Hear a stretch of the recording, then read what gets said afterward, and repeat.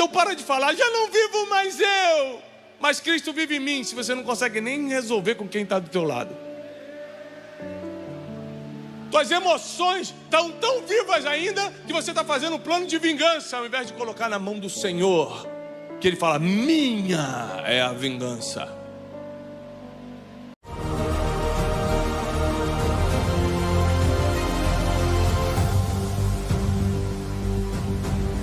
Programa Boas Notícias com Tiago Brunet. Mateus 18 começa dizendo o seguinte, que os discípulos se aproximaram de Jesus, sempre com essas perguntas eles tinham. Ser humano sempre quer posição. Ser humano sempre quer saber o que vai sobrar para mim. Ser humano sempre quer saber o que eu ganho. É que Deus tem misericórdia de nós, Ele nos criou, Ele sabe como a gente é e responde com paciência. Mas os discípulos se aproximaram de Jesus e perguntaram para Ele o seguinte, quem vai ser o maior no reino dos céus? A gente sabe que Tiago e João chegaram a pedir para sua mãe interceder por Jesus, para se tivesse trono sobrando no céu, colocasse eles no trono do lado de Jesus. Esse tipo de pedido chegou a ser feito pelos discípulos. O ser humano está sempre querendo posição, o ser humano está sempre querendo recompensa, o ser humano quer saber o que vai sobrar para mim, vai ter uma patente, vai ter um nome, vai ter um crachá para mim, vai me dar um título, o que você vai me dar? O ser humano está sempre atrás disso. E Jesus responde assim para os discípulos que se nós fôssemos como crianças, nós seríamos o maior no reino dos céus. E no versículo 4, ele fala assim, portanto, aquele que se humilhar como essa criança, esse é o maior no reino dos céus. Portanto, aquele que se humilhar como esta criança, é o maior no reino dos céus. Porque quem tem filho aqui? É muito fácil para o nosso filho se humilhar quando está querendo alguma coisa. Ele pode estar brigado contigo. Se ele quer o brinquedo do shopping ali, ele vai, papai, mamãe. Ele esquece que há 2 minutos atrás vocês estavam brigando. Ele muda rapidamente o sentimento, se adapta, se humilha e pede. Sim ou não? Sim. Eu tenho 4 filhos, 2 estão na adolescência. Quem tem filho adolescente aqui? Especialidade deles. Acabei de chamar a atenção da minha mais velha, da Júlia, 16 anos. Você aí, não pode, filha. Passa 3 minutos, ela quer sair com os amigos. Fala, papai, é como se nada tivesse acontecido. Eu posso sair com meus amigos? E se eu falar pode, ele ainda abusa. Me leva. Ou seja, a criança não tem problema algum em se humilhar para resolver uma situação. A criança não encontra dificuldade alguma por causa do seu coração ainda puro. Por isso que crianças na igreja protestante não são batizadas, são só apresentadas, porque o coração já é puro. E a Bíblia já diz que as crianças pertencem ao reino dos céus por causa da pureza de coração. E quando a gente consegue se humilhar como se fosse uma criança, a gente vira o maior no reino dos céus. Logo, quem mais resolveu problemas porque se humilhou é o que mais receberá recompensa na eternidade. Briga de marido e mulher, quem já teve aqui? 3, uma lá atrás. Senhor, leva teu povo, estão preparados. Arrebata.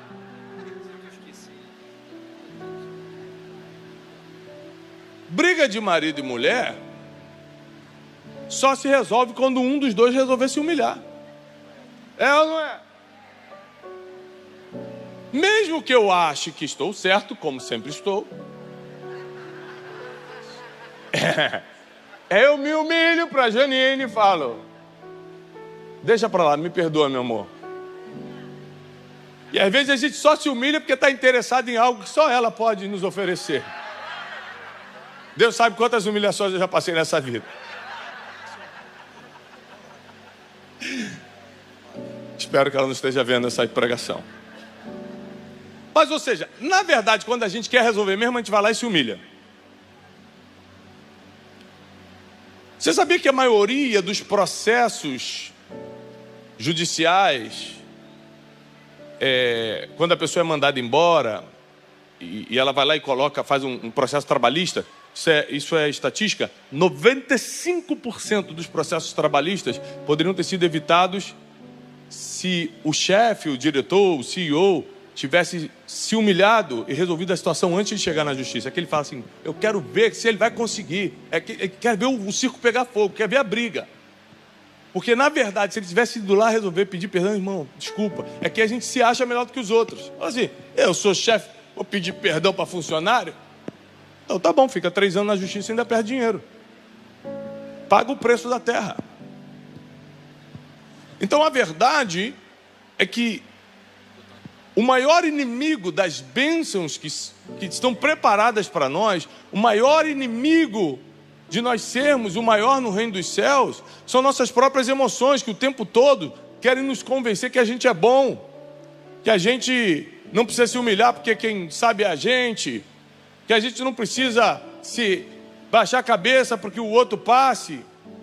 Mas na verdade é uma instrução de Jesus, que se quisermos ser o maior no reino dos céus, vamos ter que ser como crianças, e crianças que se humilham para resolver o problema. 1 Pedro 3,17 diz que as nossas orações são impedidas se a gente está brigado com a esposa. Ou seja, quando você não tem um coração humilde diante de Deus, você nunca vai conseguir lidar com gente. Você nunca vai conseguir lidar com pessoas. E quanto mais você se aproxima de Deus, agora preste muita atenção nisso aqui. Quanto mais você se aproxima de Deus, mais consciência de pecado você tem. Por exemplo, tem gente que está agora praticando pecados absurdos e vai dormir à noite tranquilo. E essa pessoa às vezes vem à igreja. O problema não é se é crente ou não crente. É que ela é insensível ao pecado porque não está tão próxima de Deus para perceber, meu Deus, o que eu estou fazendo? Que besteira. Ele dá uma desculpa, fiz isso mesmo, mas fulano mereceu. Fiz isso mesmo, mas minha esposa que plantou isso. Ele escolhe uma desculpa porque ele está insensível quanto ao pecado. Mas quando você está muito próximo de Deus, qualquer deslize que você dá é um desespero. Você fala, meu Deus, o que eu fiz? Você fica com uma consciência de pecado muito maior.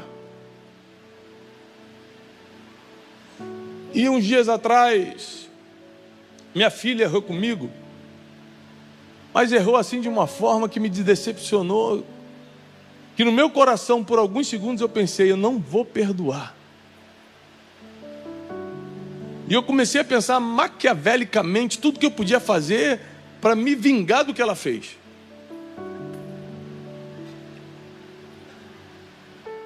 Até que, por causa da proximidade com o Espírito Santo, rapidamente ele lembra também tudo que você fez que deu a mesma raiva em Deus.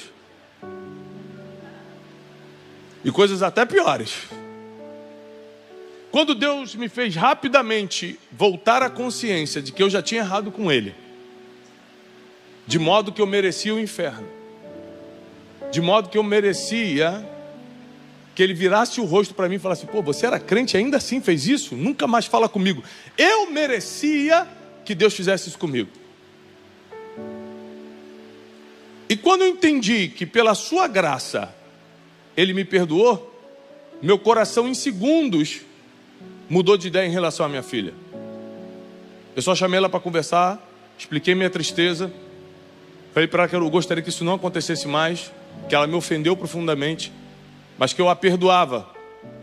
Ela me pediu perdão, nos abraçamos e ficou tudo bem. Mas aquilo poderia ter virado também uma tragédia familiar, ou um problema grande, ou um trauma. Eu poderia ter sido mais agressivo, ou colocado num castigo que iria humilhá-la, ou alguma coisa desse tipo. Mas a verdade é que quando o seu coração já está humilhado por causa da proximidade que você tem com Deus, por causa da consciência de pecado que você tem, você já não julga tanto os outros. Você fala assim, eu já era pior do que ele. Aí você não quer tanto mal do que os outros. Eu falo assim, porque mal por mal eu também já fiz mal. Deus me perdoou, porque eu não vou perdoar ele, senão vai todo mundo para o inferno, se não for o perdão de Deus. Não existe homem bom, não existe mulher boa. Todos nós pecamos e carecemos da glória de Deus. E eu comecei a perceber que todo mundo, quando busca a Deus, quer receber alguma coisa. todo mundo quando pede, quer ser atendido. Mas ninguém quer ter um coração que se humilha para isso acontecer. A Bíblia não diz, como muitos crentes falam por aí, que os humilhados serão exaltados. Tem até meme. Gente, os humilhados continuam sendo humilhados. Que dia vai chegar a exaltação? A Bíblia não fala que os humilhados serão exaltados. A Bíblia diz que aqueles que se humilharem, aqueles que a si mesmos se humilharem, serão exaltados por Deus. Então, várias vezes eu já tive que pedir perdão para alguém da minha equipe, mesmo eu sendo o chefe. Eu já pedi perdão para os meus filhos, mesmo sendo o pai. Ou seja, não é minha hierarquia, minha posição social ou qualquer coisa que vai me fazer quebrar um princípio bíblico só porque eu acho que estou certo. Mas Mateus 18 vai ficar ainda mais difícil, porque quando chega no versículo 15, ele diz assim: se teu irmão pecar contra ti, alguém já errou com você? Aqui não está falando de pecados gerais, não. Está falando de quem peca contra você. Por exemplo, alguém já fez fofoca de você? 3 pessoas só. Gente, fofoca aqui não chegou em Niterói ainda. É quando as pessoas falam mal de você. É uma coisa que está chegando aos poucos. Está mais lá para São Gonçalo. Aqui está devagar. Alguém aqui já foi invejado por alguém? Você só ainda está pagando a parcela do carro ainda, já estão de olho no teu carro? Se alguém pecar contra ti, falou mal de você, te ofendeu, mandou indireta na internet, de alguma forma te ofendeu, aí você vai ter que recorrer ao início de Mateus, que fala, você vai ter que ser como uma criança que sabe se humilhar. Falar, não. Aí não. A pessoa que errou contra mim, a Bíblia fala, se ele errou contra ti, vai arguí-lo entre ti e ele só. Ou seja, aqui Deus já vai te pedir algo muito difícil. Vai pedir para que você tenha hombridade, para que você seja corajoso, corajosa, para que você não seja um falso, uma falsa, e procure quem tem um problema contigo, ou quem você criou um problema, e resolva entre dois. Não adianta chegar, Maurício, só, você não sabe do fulano. A partir do momento que eu botei o Maurício, não tem nada a ver com a história, na briga, quem está pecando sou eu. E às vezes eu estava certo na briga. É impossível fugir de conflitos, mas biblicamente dá para resolver todos. Então eu chamo quem eu tenho um problema, que aí tem que ter coragem, tem que ter hombridade, tem que ter olho no olho, aí tu não quer. É muito melhor mandar em direta no Facebook. Fulano se acha quando vai na igreja domingo. É muito melhor mandar em direta. Mas o nome disso é covardia. Porque para ir para o céu, covarde não entra. A Bíblia diz, os covardes não herdarão o reino dos céus. Então se você não consegue olhar no olho e resolver, eu não sei se você tem um lugar. Porque a primeira instrução de Jesus é o seguinte: está com problema com alguém, alguém está com problema com você, vai lá e resolve. A Bíblia é mais profunda. Se você está vindo no altar trazer oferta e lembrar que alguém tem algo contra ti, deixa a oferta de lado, não vai valer nada. Vai lá e reconcilia-te com teu irmão. Isso é muito difícil, eu vou ser sincero contigo. Mas com Jesus é assim: morrer para si mesmo, para que Cristo vive em nós. Então para de falar, já não vivo mais eu, mas Cristo vive em mim. Se você não consegue nem resolver com quem está do teu lado, tuas emoções estão tão vivas ainda, que você está fazendo um plano de vingança, ao invés de colocar na mão do Senhor, que Ele fala, minha é a vingança. Fica tranquilo que vai ficar mais difícil. Se teu irmão pecar contra ti, vai arguí-lo entre ti e ele só. Se ele te ouvir, ganhaste o teu irmão.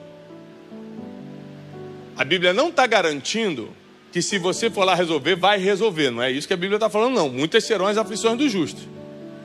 A Bíblia está falando que você vai fazer a tua parte para aconteça o que acontecer, você está isento da culpa. Você está livre. Se esse irmão te ouvir, você ganhou teu irmão. Se, porém, ele não te ouvir, toma contigo uma ou duas testemunhas, para que pelo depoimento de 2 ou 3 testemunhas, toda a palavra se estabeleça. Se ele não atender ainda assim, conte à igreja. E se recusar a ouvir também a igreja, aí sim considere-o um gentio e publicano. Agora olha o próximo versículo, que a gente acha que a coincidência está ali, não é. Qualquer um que fez o básico da teologia sabe que a Bíblia tem coerência e um versículo dá sequência ao outro. No versículo 18 diz assim: em verdade vos digo, que tudo que ligardes na terra, será sido ligado no céu. E tudo que desligardes na terra, será desligado nos céus. Sabe o que a Bíblia está falando? Tem coisa que você liga aqui e o céu não responde, porque você está devendo o versículo anterior. Tem coisa que você quer desligar aqui e o céu fica imóvel. Não é porque você não tem fé, é porque você está devendo no versículo anterior. Ou seja, você não conseguiu pelo menos fazer a tua parte. Porque a Bíblia deixa claro que o conflito talvez não termine, mesmo você tentando. Por isso que a Bíblia diz: se possível, vírgula, se depender de vós, tende paz com todos. Então a maioria dos grandes problemas que eu resolvi na minha vida, eu tive que, sempre vem de pessoas, é claro, eu tive que me humilhar, ir lá e resolver. É o que a gente chama aqui de, a gente teve que, eu vou ter que me rebaixar. Mas é a orientação bíblica. Mas você não se rebaixa porque acha o outro maior do que você. Você se rebaixa porque Cristo se rebaixou para perdoar nossos pecados, porque Ele não precisava ter feito isso. Você se diminuiu porque Cristo se fez um nada naquela cruz para poder nos dar acesso à vida eterna. Então, quanto mais perto da cruz você está, menos dificuldade de se humilhar você tem.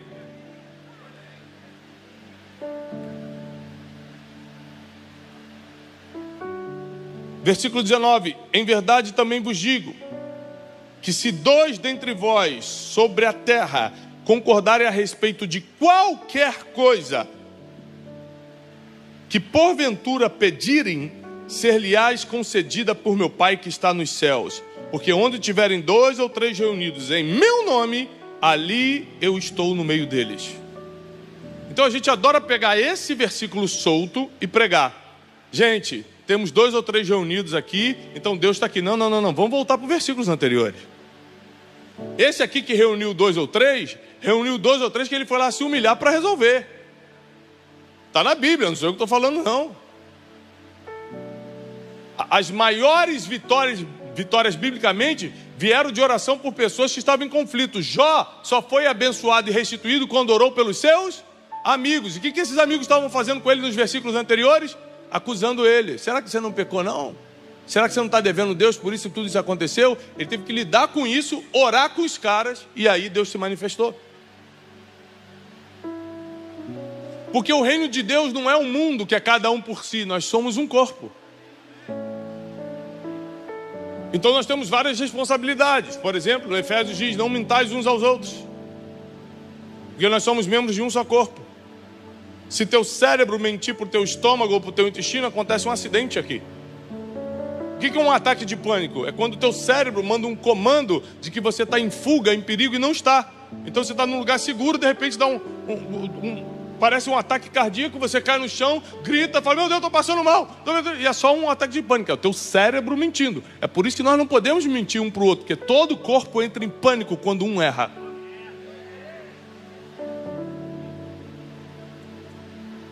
Então eu tive que vir tomando decisões dificílimas nos últimos anos, que incluem realmente morrer para mim mesmo, deixar para lá um monte de coisa,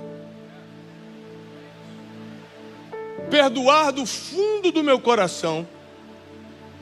Olha o versículo 35, eu já vou explicar toda a parábola, mas só o versículo 35. Assim também meu Pai celeste vos fará.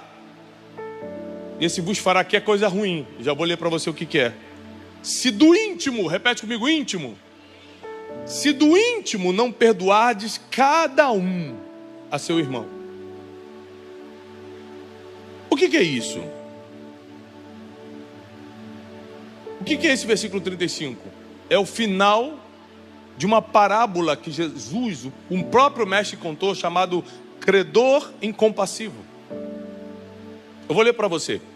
Tudo no capítulo 18 de Mateus. Por isso o reino dos céus é semelhante a um rei. Vou repetir. Por isso o reino dos céus é semelhante a um rei. Vou repetir. Por isso o reino dos céus é semelhante a um rei que resolveu ajustar contas com os seus servos. Vou ajustar conta com quem está me devendo. E passando a fazê-lo, trouxeram-lhe um que lhe devia 10.000 talentos. Muito dinheiro.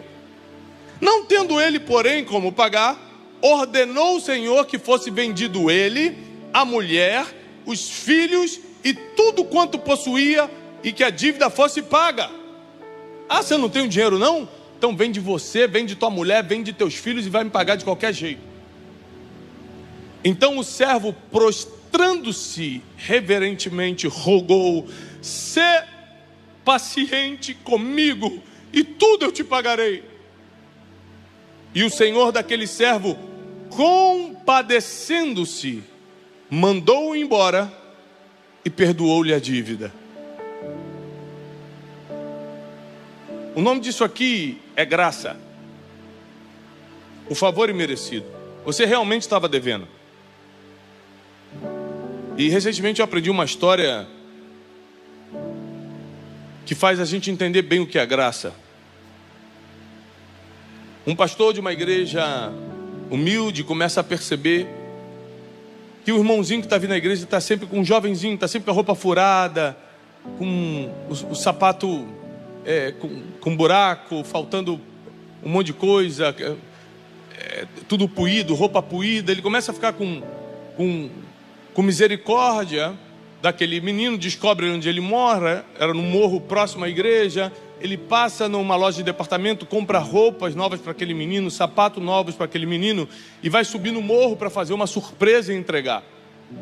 Quando ele está subindo a ladeira do morro, aquele menino vê de longe o pastor subindo com roupas, sem saber que era para ele, dá uma pedrada na cabeça do pastor para roubar as roupas.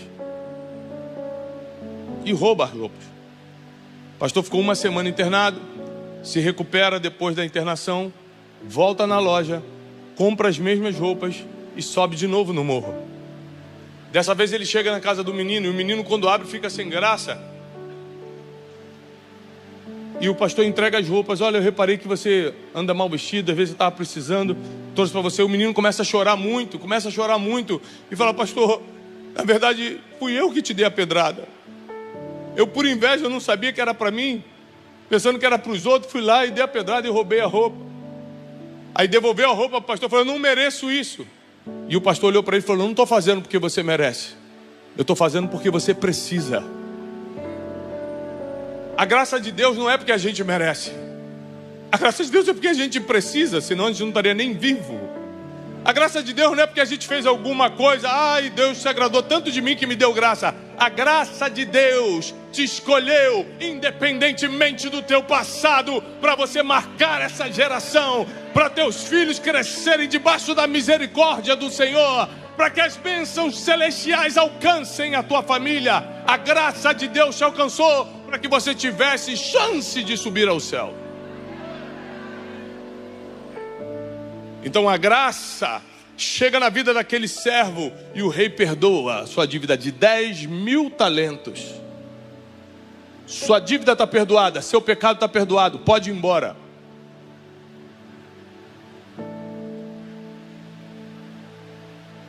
Versículo 28. Saindo, porém, aquele servo encontrou um dos seus conservos, ou seja, alguém que estava abaixo dele, que lhe devia 100 denários.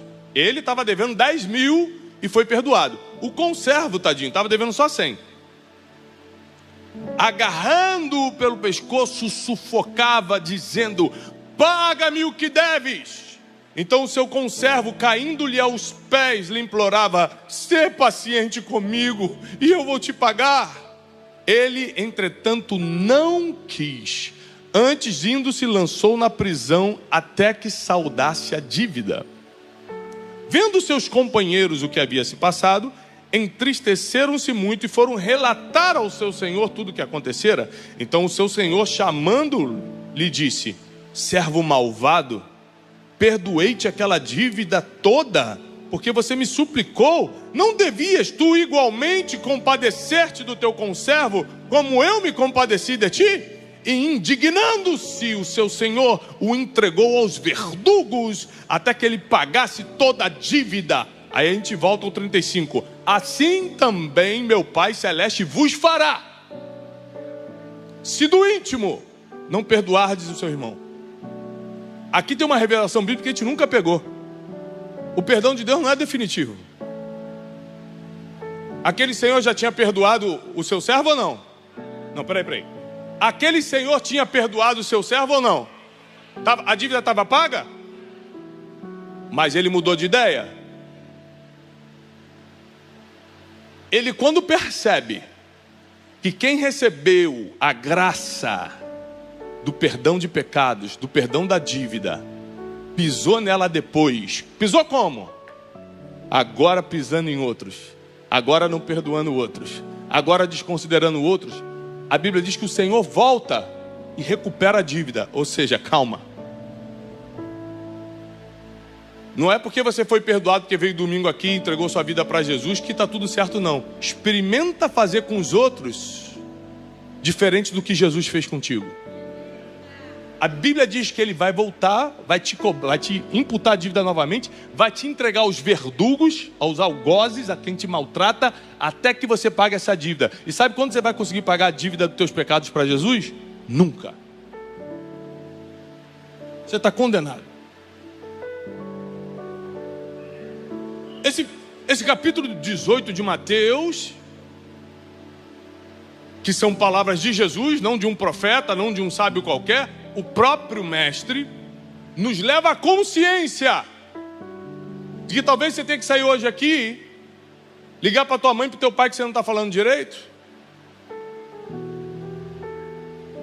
com o teu vizinho que por causa de briga de estacionamento ou de tua planta que estava ali, ou por causa de barulho de um dia, você já cortou a chance dele vir à igreja um dia porque já brigou com ele.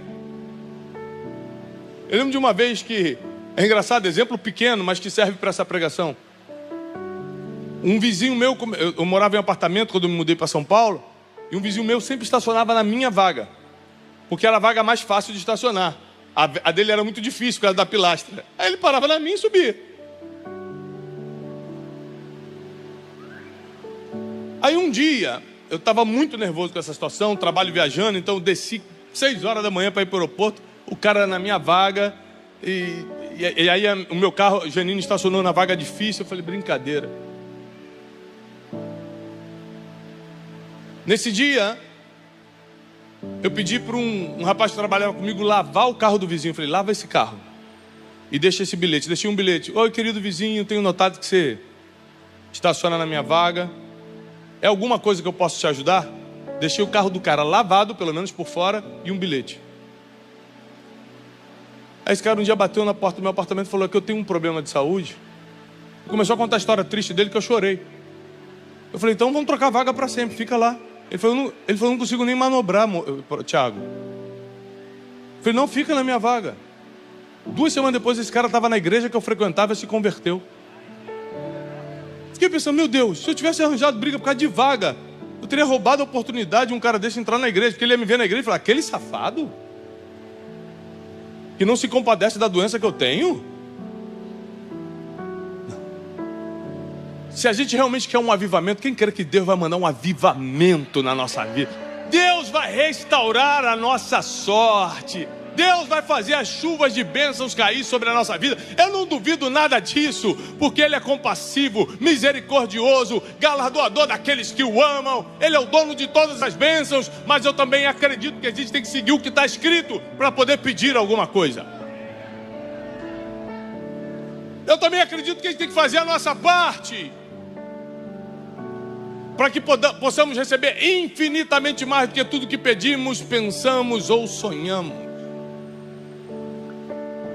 Vai acontecer um grande mover na tua vida. Você que vai na Conferência Destino, você que está online me assistindo, e você que está aqui vai na Conferência Destino, pega essa palavra e já começa a limpar a tua vida. Porque você só vai sentir a presença de Deus lá e ser impactado por um avivamento lá, se já entrar de coração puro. Senão você vai ser mais um congresso, mais uma conferência. Vai ser só mais um. Se você realmente a partir de hoje quer começar a andar perto de Deus, chegou a hora, chegou o momento de começarmos a praticarmos o que está escrito e não o que o nosso coração manda. Maldito o homem que confia no homem,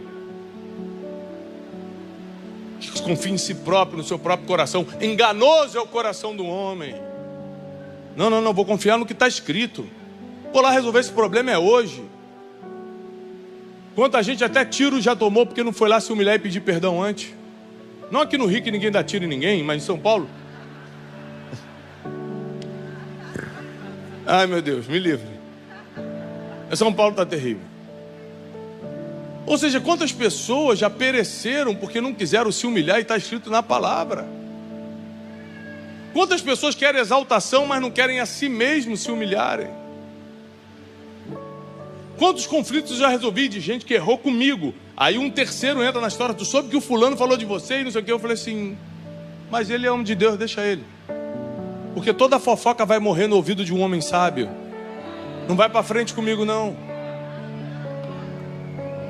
Eu já desarmei muito invejoso, fofoqueiro, caluniador. Me falou, fulano falou mal de você. Eu falei, falou? Deixa eu botar ele aqui no FaceTime, que eu falei com ele ontem. Peraí, botar no FaceTime. Rapidinho o fofoqueiro quer ir embora. Eu falei, não, fica aqui. Vamos resolver agora. Porque se eu errei com ele, eu já vou pedir perdão na tua frente aqui no FaceTime. Rapidinho, fofoqueiro, ó. Corre. Porque o que ele quer é briga, ele quer sangue. Mas nós queremos o céu. Nós queremos a eternidade. Nós queremos estar perto do Pai, diante do trono de Deus. O que nós queremos é paz para prosseguir o nosso caminho na terra, sendo testemunhas de que Cristo é de verdade. Quando o Espírito Santo desce e nos marca com poder, Ele diz, eu vos dei poder para serem testemunhas. Ele não deu poder para a gente falar que é poderoso. Ele não deu poder para falar que a gente é melhor do que alguém. Ele não deu poder para falar que eu sou o pregador e você que sente para me escutar. Ele deu poder para que fôssemos testemunhas. Que a tua vida seja uma testemunha. Seja o testemunho a partir de hoje. Fica de pé.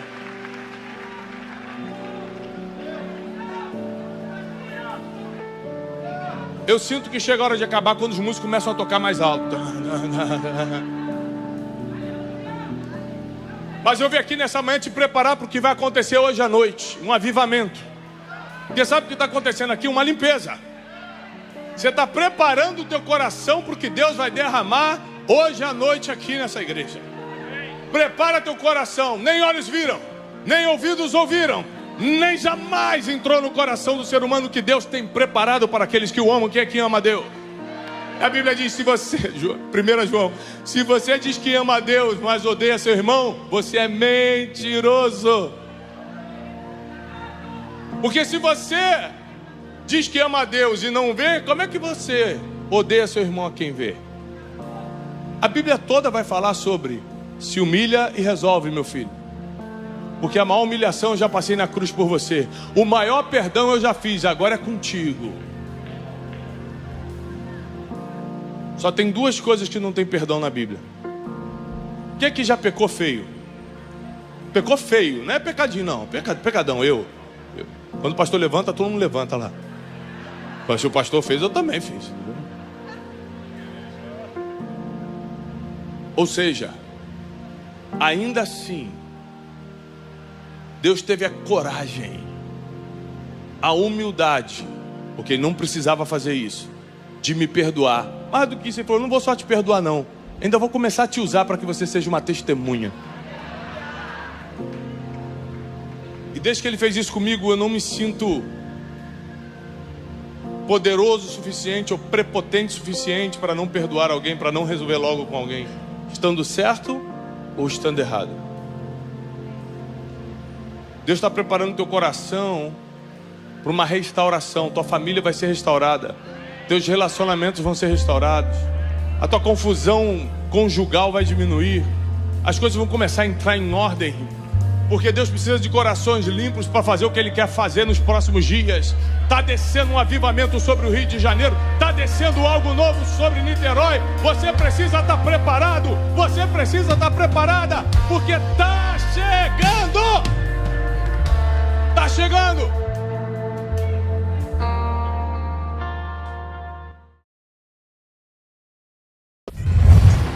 É isso aí, pessoal, acabamos de chegar aqui no Farmácia Arena. Mais uma vez nós vamos reunir 18 mil alunos do Brasil e do mundo aqui na maior casa de eventos do nosso país, um lugar com uma estrutura fantástica. Aqui ao redor você tem tudo que precisa, hotéis, restaurantes, Uber chega fácil, a localização é maravilhosa. Nós estamos aqui justamente na parte olímpica do Rio de Janeiro, na Barra da Tijuca, então tudo que você precisa, com toda a segurança, um lugar preparado para receber o evento de excelência como a Conferência Destino.